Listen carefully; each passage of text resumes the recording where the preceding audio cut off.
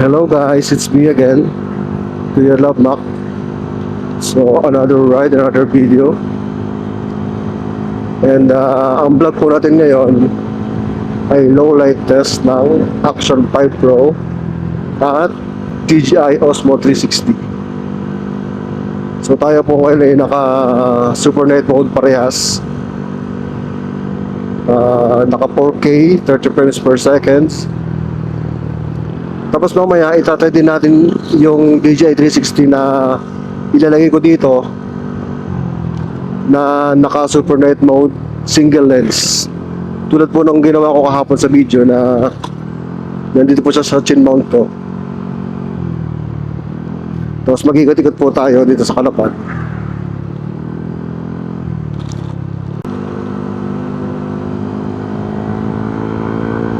Bali, kung mapapansin nyo po itong aking camera mount ng 360 improvised, no? Yan po kasi ay CP holder ng Motowolf. Tapos umorder po ako nung dual clamp. Kaso hindi po siya maganda, kaya ina lang po nilagay ko dito. Tapos yung camera holder na kinabit ko dyan, yung po kasing in-order ko na Motowolf na camera mount, wala pa po. Hindi pa po dumarating. Kaya ito po muna ang kinakabit ko. Rolling lang po tayo dito sa Kalapan. Mamaya try din natin dumaan sa mga madidilim na lugar. Yung mga bihira, ang mga street lights na ganyan.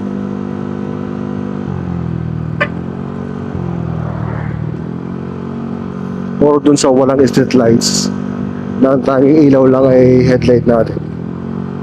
Try po natin dito. Medyo madilim po kasi ang daan dito eh.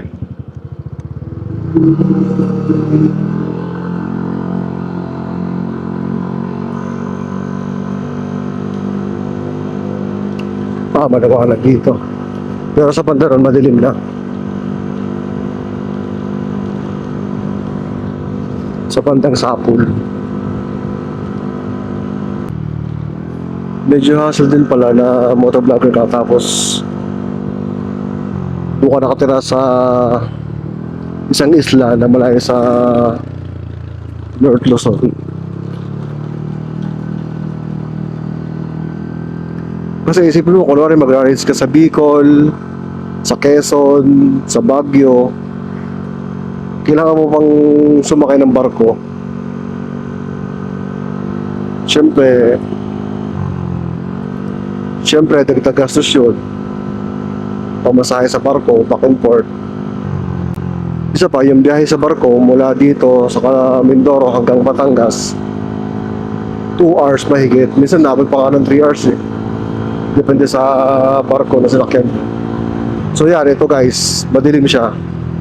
Ito kapag stock headlight lang. Ito kapag naka low beam.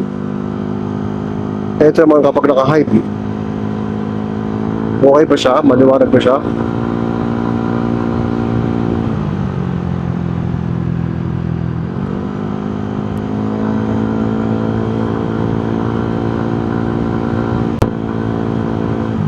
Okay. Marami na ulit ilaw.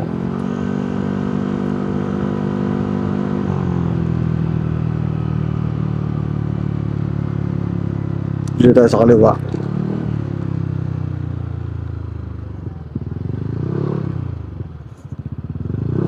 Punta tayo sa bayan. Doon kasi papuntang bukid na doon eh.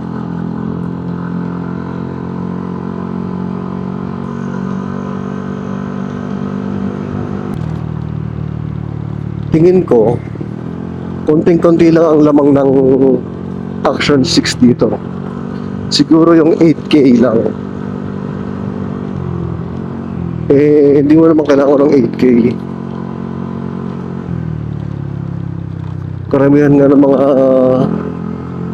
nag-upload sa YouTube na mga motovlogger, 2K resolution lang yung ina-upload eh. Sobrang linaw na. Tapos yung 8K, ang laki ng file size doon. Ako pa naman, nag-e-edit lang sa cellphone ko. Yung storage capacity ng cellphone ko 128 lang.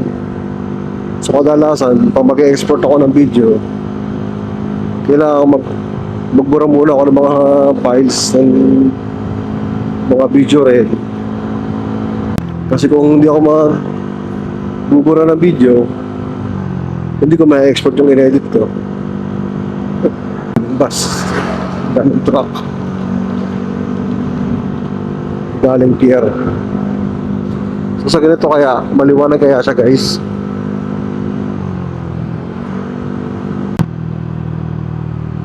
Dito tayo sa bayan. Doon tayo magpalit ng camera.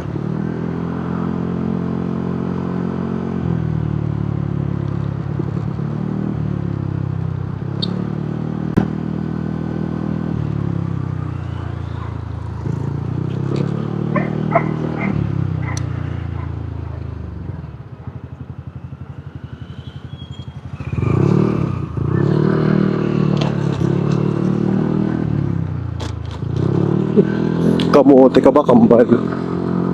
Ginawa mo intersection yung gasolinahan.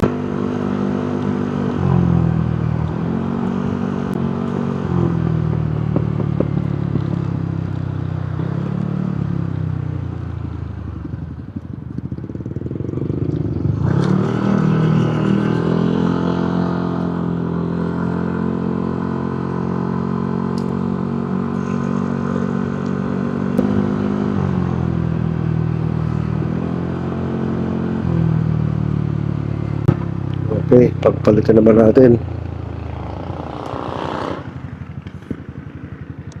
Ay, hindi yata pwede.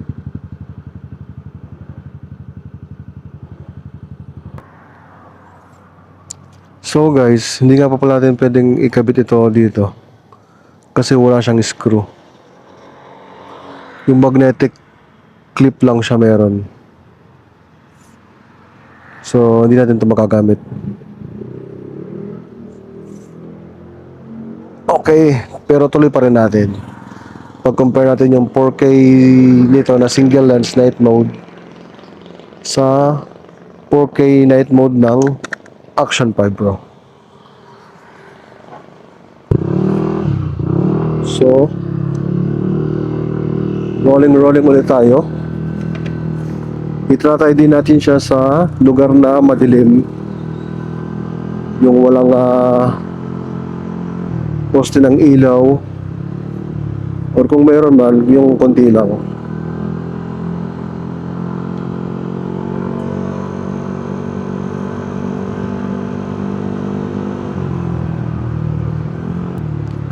Gusto ko kasi talaga yung action camera na merong night mode. Yung aking lumang GoPro na Hero 4, wala talaga yun. Kasi sa pagkakaalam ko, yung Hero 13 wala rin yata yung night mode. Yung Mission 1 na lang yata meron. Yung yata nagkaroon na. Yung GoPro Mission 1. Dito sa irrigation tray natin. Madilim dito.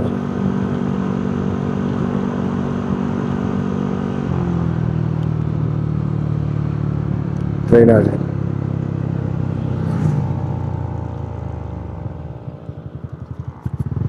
Yan o, madilim na o.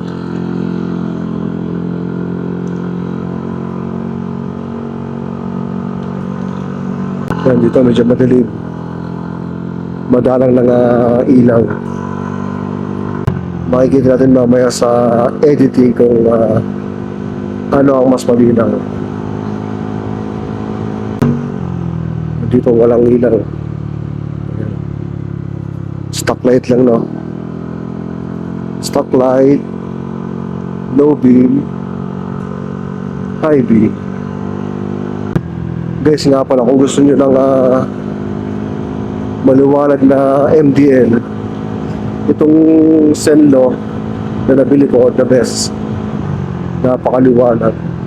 Nung isang araw nga, meron sumunod sa akin sa office. Kinabahan ako, hindi ko na kung bakit. Pagtigil ko sa office, pagbaba ko, nandun agad siya nakasunod. Kasama niya yung asawa niya, tapos tinawag niya ako. Sabi ko, bakit sir? Hindi, tatanong ko lang yung yung ilaw mo, sobrang liwanag. Kinabahan ako. Akala ko, nayabangan sa akin. Dahil medyo bumirit ako nun eh. Baka narindi siya, ganun, sa tambutso, baka nayabangan.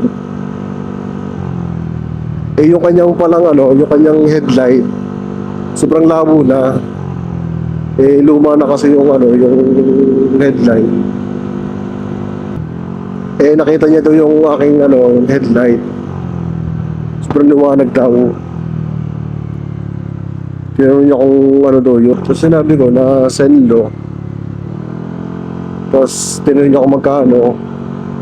Eh di tinanong ko yung yung presyo sa Shopee. Sa purchase history. Sabi niya medyo mahal din pala, kaya pala maliwanag. May presyo din pala. Tapos pinakita ko pa yung high beam. Lalo siyang bumilib. Ligo na tayo dito sa sa Masipit. Yan.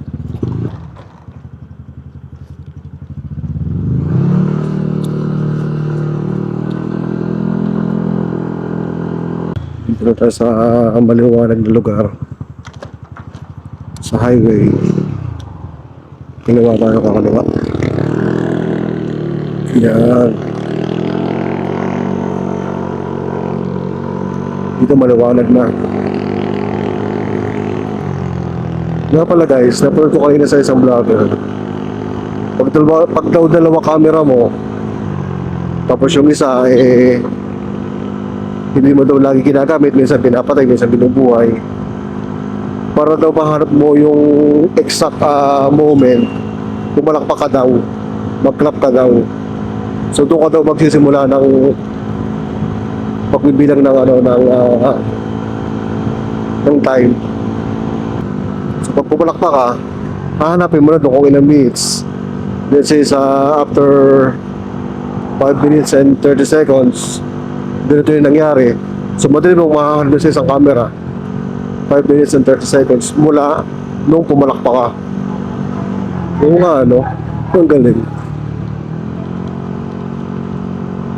So kada buhay ng camera, so napapalakpak ka. Pwede mo siguro gumanto ka pag may tigas na.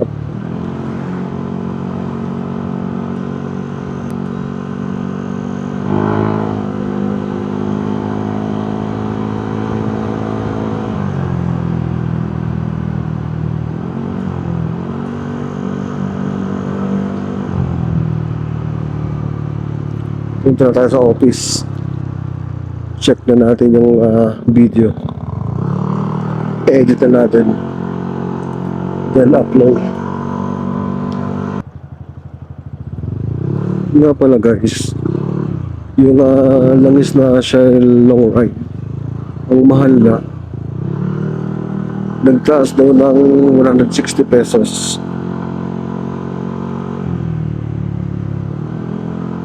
Eh wala naman sila nung gusto kong langis na ultra, yung 15W50.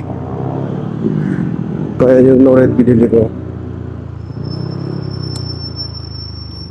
Pagkagano'n pa rin ang price ng long ride, baka mag-motor na lang ako. Dito na tayo guys.